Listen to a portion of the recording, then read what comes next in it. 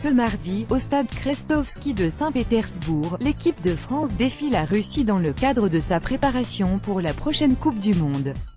Sur le papier, et après s'être mesurée à la Colombie vendredi dernier, 2-3, la sélection de Didier Deschamps va affronter un adversaire qui est parfaitement à sa portée. L'équipe dirigée par Stanislav Cherchesov n'appartient assurément pas au Gotha du football européen. Mais peut-elle malgré tout créer la surprise, sur ce match et aussi à l'occasion de la phase finale du mondial dont elle sera l'hôte? Comme tout pays organisateur qui se respecte, la Russie est déterminée à réussir son tournoi. Depuis plusieurs mois, tout est mis en œuvre dans ce pays pour que la Sbornaya soit digne de ce grand rendez-vous et qu'elle franchisse enfin le premier tour d'un mondial. La dernière fois c'était sous l'appellation de l'URSS en 1986. Cependant, entre les espoirs et les ambitions d'une nation et les réelles capacités d'un collectif, il existe parfois un vrai décalage. Le tout est de savoir s'il est maigre ou grand, une question à laquelle on a tenté de répondre ci-dessous avec le décryptage d'un ancien grand défenseur et capitaine de cette sélection, Viktor Onopko. Une dynamique des résultats inquiétante. La Russie ne se présente pas à ce rendez-vous en étant portée par un bel élan de résultats positifs. Son dernier succès dans un match à Angers remonte au 17 juin dernier contre la Nouvelle-Zélande en ouverture de la Coupe des Confédérations.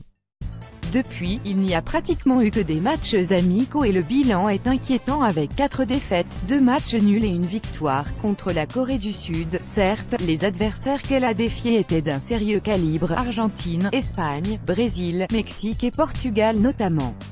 Mais il n'en demeure pas moins que la confiance est au plus bas, et qu'il n'existe pas beaucoup de certitudes sur lesquelles s'appuyer. Le dernier match joué par les Russes c'était vendredi face au Brésil. Après une première période plutôt intéressante et aussi solide, les locaux se sont totalement écroulés avec 3 buts encaissés, 0-3. S'il n'y avait pas eu Igor Akinfev on en aurait concédé bien plus, juge Onopko. Un avis que les joueurs eux-mêmes n'ont pas contesté. Interpellé par les journalistes à l'issue de la partie afin de donner ses sentiments, l'attaquant Fedor Smolov a déclaré « Personne n'a joué, c'est normal que personne ne s'arrête pour parler. Un secteur défensif très fragile à cause d'une cascade de blessés zen ayant tous ses meilleurs joueurs à disposition, la Russie n'a pas vraiment un effectif à faire peur. » La période du milieu des années 2000 où la sélection pouvait se reposer sur des éléments de qualité dans chaque secteur semble aujourd'hui être très lointaine. Et, comble de malheur, elle se retrouve confrontée à une hécatombe de défections pour cause de blessures et en particulier en défense. Touchés sérieusement au genou, les arrières centraux, Georgi Desadiga et Victor Vassin, vont rater le mondial. Le match avec le Brésil a montré que la Russie a des problèmes en défense, affirme notre témoin. Ce n'est plus notre point fort.